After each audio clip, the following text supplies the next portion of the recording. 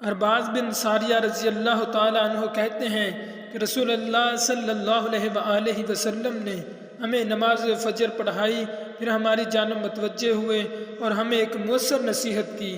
پھر راوی نے سابقہ حدیث جیسی حدیث ذکر کی۔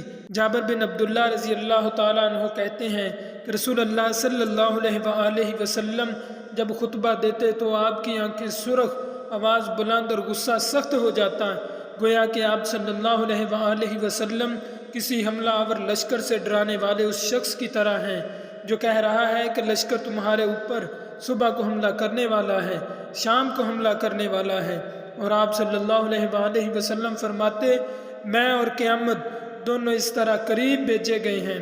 اور سمجھانے کے لیے آپ صلی اللہ علیہ وآلہ وسلم اپنی شہادت والی اور بیچ والی انگلی ملاتے، پھر فرماتے، حمد و صلات کے بعد جان لو کہ سارے امور میں سے بہتر اللہ کی کتاب قرآن مجید ہے، اور راستوں میں سے سب سے بہتر راستہ محمد صلی اللہ علیہ وآلہ وسلم سنت ہے، اور سب سے بری چیز دین میں نئی چیزیں بدعت ہیں، اور ہر بدعت نئی چیز گمراہی ہے۔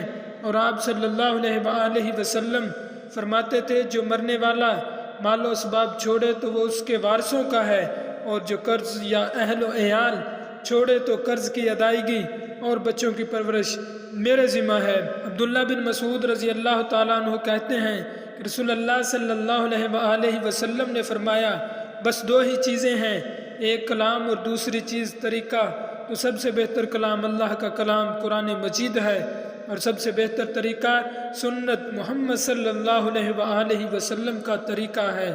سنو، تم اپنے آپ کو دین میں نئی چیزوں سے بچانا، اس لیے کہ دین میں سب سے بری چیز نئی چیزیں ہیں، اور ہر محدث یعنی نئی چیز بدعت ہے، اور ہر بدعت گمراہی ہے۔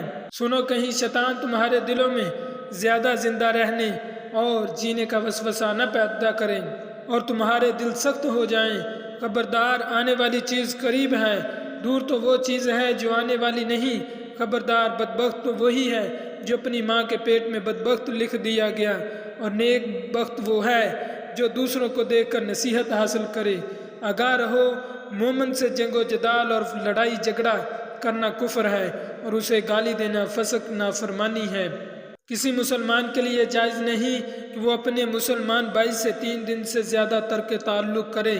سنو، تم اپنے آپ کو جھوٹ سے بچانا، اس لیے کہ جھوٹ سنجیدگی یا ہنسی مذاق میں کسی بھی صورت میں درست نہیں ہے۔ کوئی شخص اپنے بچے سے ایسا وعدہ نہ کرے جسے پورا نہ کرے۔ جھوٹ گناہ کی طرف لے جاتا ہے، اور گناہ جہنم کی طرف لے جاتا ہے، اور سچائی نیکی کی طرف لے جاتی ہے، اور نیکی جنت کی طرف لے جاتی ہے۔ چنانچہ سچے آدمی کے بارے میں کہا جاتا ہے کہ اس نے سچ کہا اور نیکوکار ہوا، اور جھوٹے آدمی کے بارے میں کہا جاتا ہے کہ اس نے جھوٹ کہا اور گنہگار ہوا۔ سنو، بندہ جھوٹ بولتا رہتا ہے یہاں تک کہ اللہ تعالیٰ کے پاس کذاب جھوٹا لکھ دیا جاتا ہے۔